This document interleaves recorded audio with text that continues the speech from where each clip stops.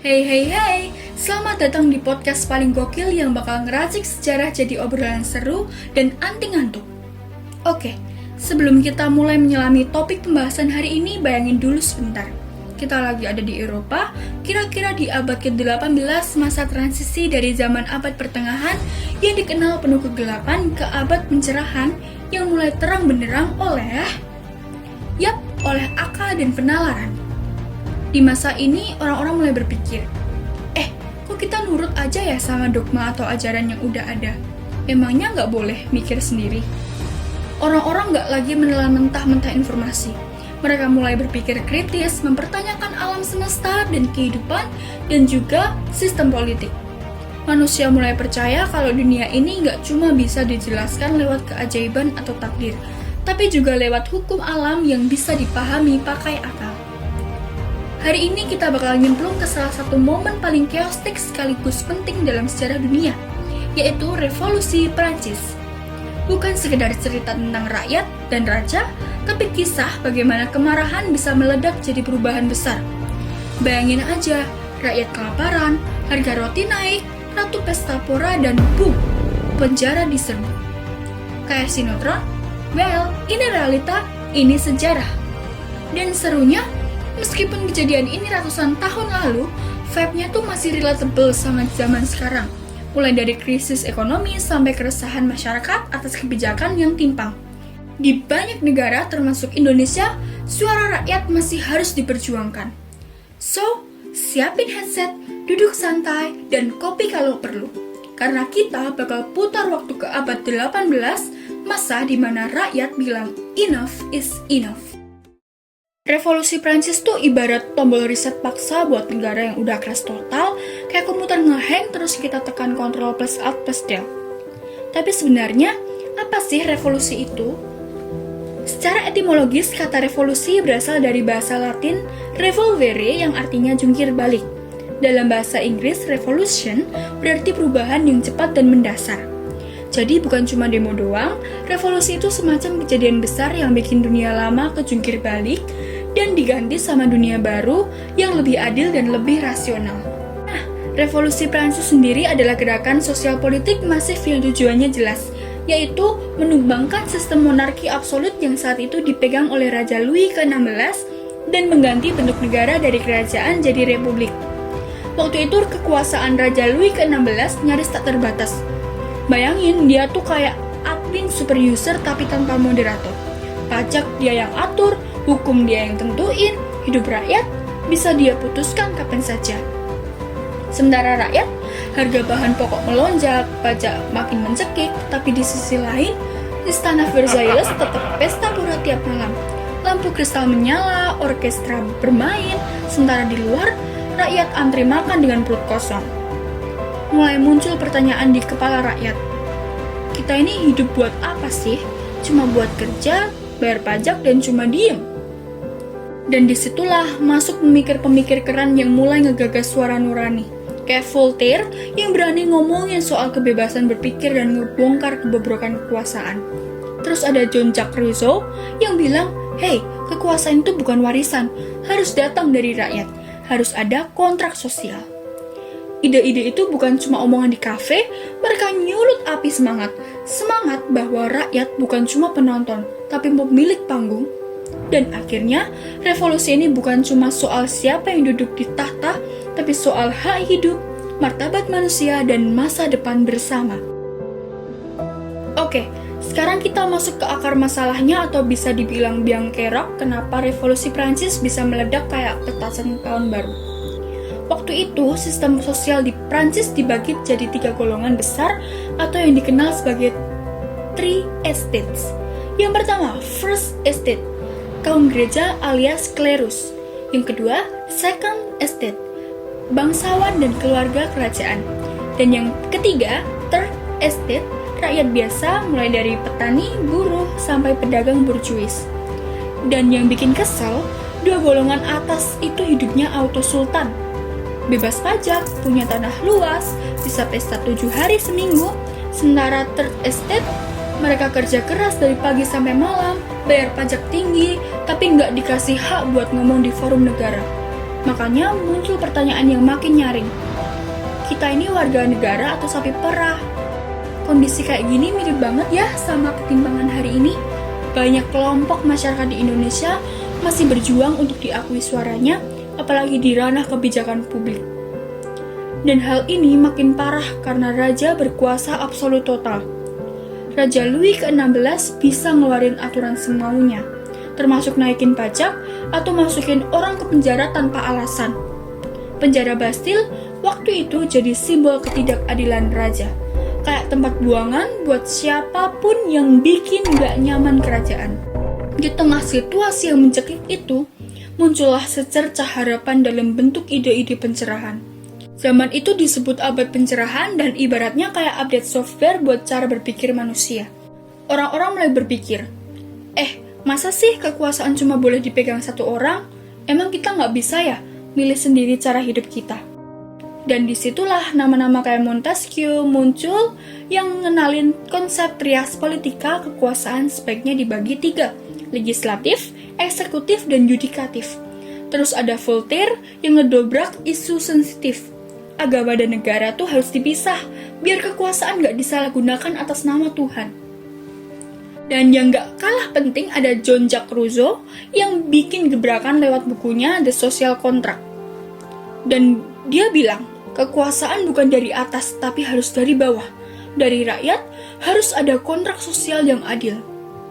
Nah, semangat rakyat makin panas setelah mereka melihat revolusi Amerika berhasil.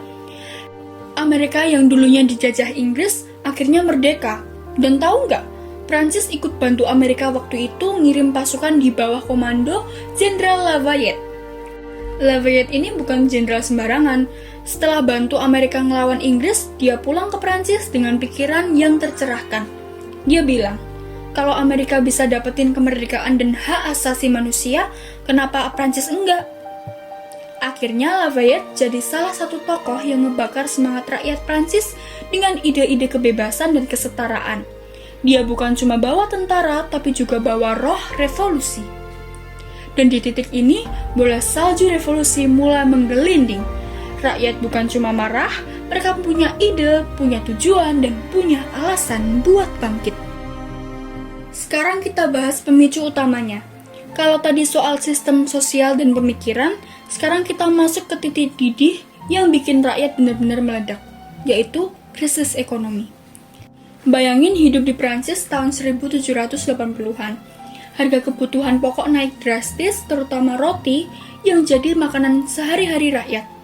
Buat rakyat Prancis saat itu, roti bukan cuma makanan, itu nyawa. Tapi tiba-tiba harganya naik drastis, bahkan harganya sempat melonjak hingga 80% dari sebelumnya. Tentu saja karena kebijakan ekonomi kerajaan yang ngawur. Gaji tetap, tapi harga naik terus. Mirip kayak lagi tanggal tua, tapi seisi pasar serasa tanggal muda. Sementara rakyat kesulitan memenuhi kebutuhan dasar, keluarga kerajaan, mereka malah asyik pesta dansa di Versailles. Serius, di tengah krisis nasional, para bangsawan masih sempat ngadain pesta topeng, konser musik, dan jamuan makanan mewah. Dan disinilah muncul sosok Marie Antoinette, sang ratu yang terkenal karena gaya hidupnya daripada kebijakan negaranya. Dia itu kayak simbol kehidupan glamor istana Versailles. Bayangin aja, bajunya bisa berganti beberapa kali dalam sehari. Gaun-gaun bernilai fantastik, wig tinggi kayak menara, dan perhiasan mewah yang bisa beli roti untuk satu desa. Belum lagi koleksi sepatunya, perabot, porselen impor dari luar negeri, dan pesta-pesta mewah yang gak pernah absen. Setiap minggu bisa ada pesta dansa, makan malam 7 hidangan, dan konser pribadi. Intinya, kalau hidup di film, Marie Antoinette itu pemeran utamanya. Gak heran kalau dia dijuluki Madame Defisit karena hobi belanja dan pesta pora pakai uang negara. Sementara rakyat di luar tembok istana harus memilih antri roti atau bayar pajak. Konon, saat rakyat kelaparan, sang ratu pernah berkata, kalau mereka nggak punya roti, biar makan kue aja. Ucapan itu masih jadi perdebatan, tapi jelas, rakyat merasa dihina dan kalimat itu jadi pemicu kemarahan nasional. Buat rakyat, itu bukan cuma soal roti atau kue. Itu simbol bahwa penguasa nggak peduli sama penderitaan mereka. Itu suara dari istana yang kayak bilang kelaparanmu, bukan urusanku. Dan saat rasa lapar bertemu rasa ditindas, saat perut kosong beradu dengan harga diri diinjak, rakyat nggak bisa diam lagi. Mereka sadar ini bukan cuma soal hidup pas-pasan, ini tentang martabat. Dan perubahan bukan datang dari diam, tapi dari bergerak. Bukan sekedar demo marah-marah, tapi mau mengubah sistem dari akarnya. Jadi, revolusi Prancis bukan sekedar luapan emosi. Ini reaksi panjang dari penderitaan yang ditumpuk terus-menerus. Dan ketika rakyat sadar kekuatan mereka, satu suara pun menggema. Kita harus riset semuanya. Kita sekarang masuk ke titik balik yang bikin revolusi meledak. Tanggal 5 Mei 1789, Raja Louis ke-16 coba ademin suasana. Dia manggil rapat besar bersama Etats Généraux, semacam DPR zaman dulu, isinya 3 golongan, kaum gereja, bangsawan, dan rakyat biasa. Tapi alih-alih nemu solusi, yang ada malah tambah ribet. Rakyat kecewa berat. Bayangin, mereka datang dengan harapan bakal dapat keadilan, malah disuruh diam dan ikut aturan lama. Ya jelas, rakyat muak. Sampai akhirnya 17 Juni 1789, perwakilan rakyat dari Third Estate nekat. Mereka nyatakan diri bikin organisasi baru yaitu Majelis Nasional. Tujuannya bikin konstitusi baru yang lebih adil dan demokratis. Tapi kerajaan nggak tinggal diam. Pintu rapat mereka dikunci, mereka diusir dari ruang sidang. Tapi apa? Rakyat nyerah? Enggak dong. 20 Juni 1789, mereka ngumpul di tempat yang nggak biasa, sebuah lapangan tenis indoor, dan di sana mereka bikin sejarah. Sumpah Lapangan Tenis lahir. Isinya tegas. Kita nggak bakal bubar sebelum konstitusi tercipta. Sumpah ini bukan cuma janji politik, ini jadi bensin perjuangan. Dari desa sampai kota, rakyat mulai bergerak, spanduk-spanduk perlawanan muncul dan kemarahan makin susah dibendung. Puncaknya datang pada 14 Juni 1789, ribuan rakyat menyerbu penjara Bastille. Kenapa Bastille? Kenapa bukan istana? Karena Bastille itu simbol kekuasaan yang menindas. Tempat itu bukan penjara biasa. Itu lambang ketakutan, penyiksaan, dan kekuasaan absolut. Saat Bastille runtuh, rakyat nggak cuma menang fisik, mereka menang moral. Mereka membuktikan tirani bisa tumbang kalau rakyat bersatu. 14 Juli pun dikenang sebagai Hari Nasional Prancis.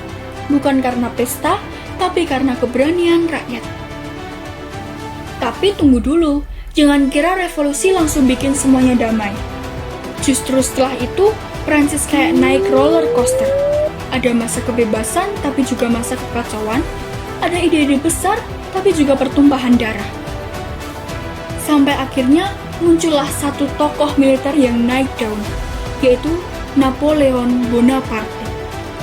Awalnya Napoleon dieluk-elukan sebagai pahlawan rakyat. Dia sukses bawa stabilitas di tengah kekacauan. Tapi ya, sejarah emang suka plot twist. 2 Desember 1804, Napoleon mengangkat dirinya jadi kaisar. Yes, kaisar. Padahal rakyat baru aja berjuang mati-matian ngusir sistem monarki. Ironi banget lah. Tapi begitulah revolusi, penuh harapan, tapi juga penuh kontradiksi. Momentum ini kayak pengingat bahwa rakyat kalau bersatu dan sadar akan haknya bisa mengguncang sistem. Hari ini perjuangan rakyat nggak selalu dalam bentuk serbuan fisik, tapi bisa lewat protes digital, gerakan sosial, hingga advokasi kebijakan. Di tengah kekacauan, darah tumpah dan naik turunnya revolusi, satu hal yang nggak pernah padam, harapan. Rakyat Prancis mungkin kelaparan. Mereka kehilangan banyak hal, tapi mereka nggak kehilangan semangat. Dan dari semangat itulah lahir warisan revolusi yang hidup sampai hari ini. Pertama, bendera tricolor. 3 warna tapi maknanya dalam banget. Biru melambangkan liberté, yaitu kebebasan. Putih melambangkan égalité, artinya kesetaraan. Merah melambangkan fraternité, yang artinya persaudaraan. Bukan sekedar warna cat di kain, ini adalah simbol tekad rakyat. Waktu mereka berbaris di jalanan dan medan tempur, bendera ini yang mereka bawa. Setiap lipatannya menyimpan cerita perjuangan. Lalu 3 kata itu, liberté, égalité, fraternité, yang artinya kebebasan, kesetaraan, persaudaraan. Slogan ini lahir dari nyawa revolusi. Bukan kata-kata manis di baliho politik, tapi jeritan hati rakyat yang udah terlalu lama ditindas. Di Indonesia, semangat ini bisa kita lihat dalam tuntutan masyarakat buat kesetaraan akses pendidikan, keadilan iklim, sampai isu disabilitas. Dan ketika rakyat turun ke jalan, mereka nggak hanya bawa spanduk dan obor, mereka juga bawa suara. La Marseillaise, yaitu lagu revolusi, diciptakan tahun 1792 oleh Claude Joseph Roget de Lille. Lagu ini bukan lagu biasa, ini lagu perlawanan. Nada dan liriknya mengguncang jiwa, menyemangati pasukan rakyat untuk angkat senjata melawan tirani. Ayo kita dengerin cuplikan refnya.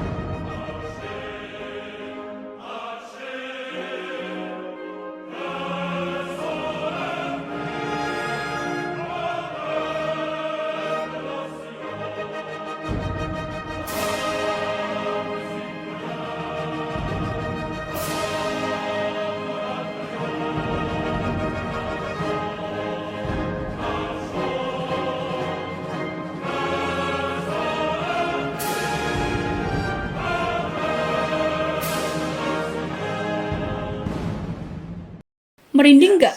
Lagu ini jadi soundtrack revolusi, dinyanyikan dari jalanan Paris sampai medan tempur di perbatasan.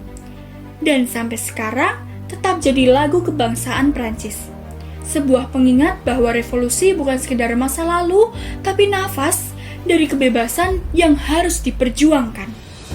Dari Bastille sampai bendera, dari lagu sampai semangat, revolusi Prancis meninggalkan jejak yang gak bisa dihapus sejarah. Tapi revolusi Prancis juga ngajarin kita salah satu hal yang penting banget, yaitu rakyat bukan angka. Mereka punya suara, dan kalau suara itu disatukan, bisa ngeguncang tahta raja. Hari ini kita mungkin hidup di zaman digital. Kita scrolling, streaming, dan share. Tapi rasa ketidakadilan masih ada di banyak tempat dan dalam banyak bentuk. Jadi sejarah ini bukan cuma buat dihafalin buat ujian, tapi buat direnungkan. Karena siapa tahu perubahan berikutnya dimulai dari podcast kecil kayak gini. Makasih buat kamu yang udah dengerin sampai akhir. Semoga cerita revolusi Prancis ini bukan cuma nambah pengetahuan, tapi juga nyalain semangat di hati kamu yang mungkin calon agen perubahan berikutnya. Sampai jumpa!